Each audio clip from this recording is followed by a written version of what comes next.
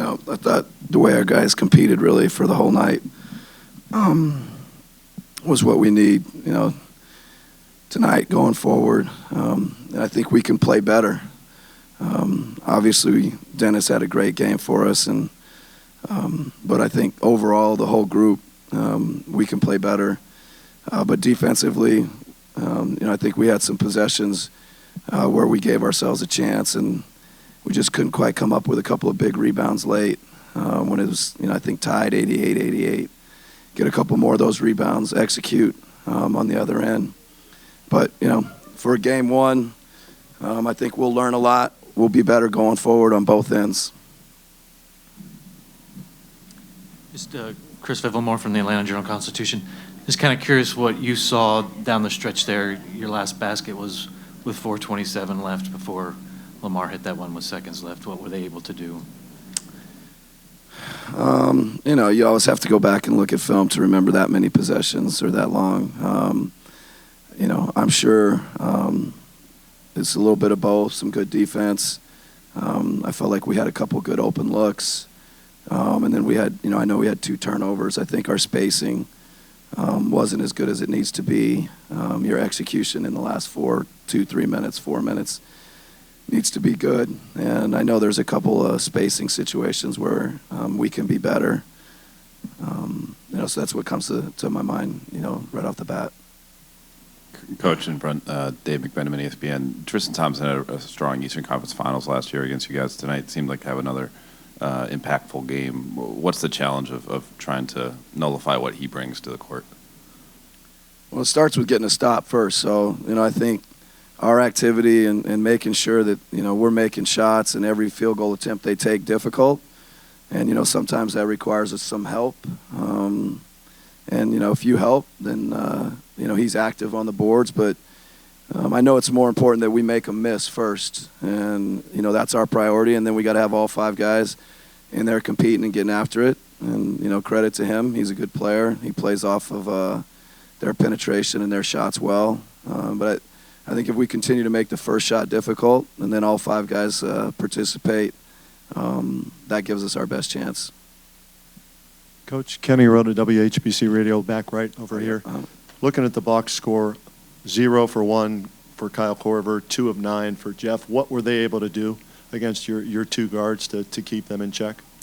Well, they don't leave Kyle anywhere. They'll send 2 people at him. They'll send 3 people at him and leave other people with opportunities. That's where I think, a lot of the shots we get, we'll continue to take the same opportunities. And if they're going to run 2-3 guys at Kyle, then other guys are going to have good looks and good opportunities.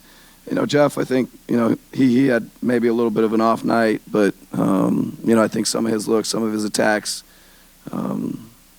we feel good about. So, like I said, we'll look at the offense, but I think especially in the first half, we'll find a lot of good opportunities that, we'll continue to take. Hi, Coach. Helen from LTV China. Your guys did not shoot very well in the first half, but they kind of recovered in the second half. So did you address this issue with your players in the halftime, or did you make some adjustments about it?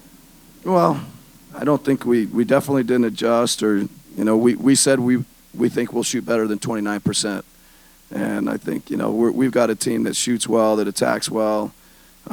So, I think the law of averages, the percentages are going to come back, and to some degree, that obviously happened in the second half. Yes. Bill Livingston, Cleveland Plain Dealer. Your team did a great job against Boston on the arc. I think they shot 27.5. The Cavs made 15 of 31. Was it the way they moved the ball? They had assists on a lot of them.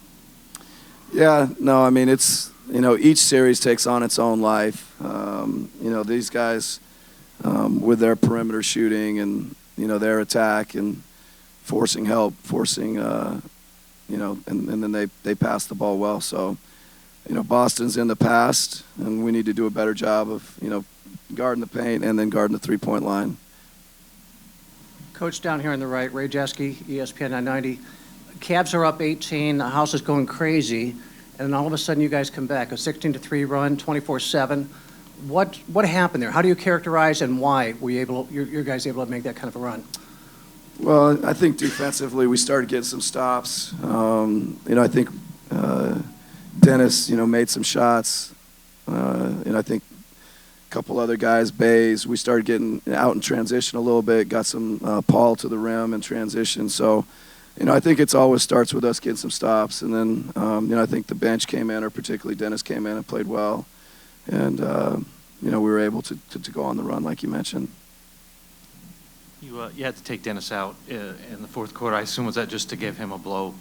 Yeah, no, he was gassed. He asked for a break, so we gave him a quick minute. He was really giving it to us on both ends, and so he needed a quick break. What was he be able to do that was so successful against them? Well, I think he did a little bit of both. He made shots tonight, and then that opens up his attack game and him getting to the paint. So I think if they're going to give him opportunities, he's got to be confident, step up, shoot them, and then they may have to adjust. And him getting to the rim is always good, and finding his teammates also. Mike, 3:30 left. You called a timeout. It looked like the first action was Millsap, and he got fouled, and you had to re-inbound. The second was Dennis dribbling in on Irving and getting the ball stolen. Did he over-penetrate? Is that what you were looking for? What? Yeah, the first one, like you mentioned, they fouled Paul in a miss. They switched J.R. Smith onto him and fouled. The second one, I think that may be one of the spacing moments that I was referencing earlier, where we basically played a pick and roll with Al and Dennis, and if it's the one I remember where LeBron James may have got in and shifted off of Kyle and got a steal, but I'm not 100% sure on what happened on the second possession.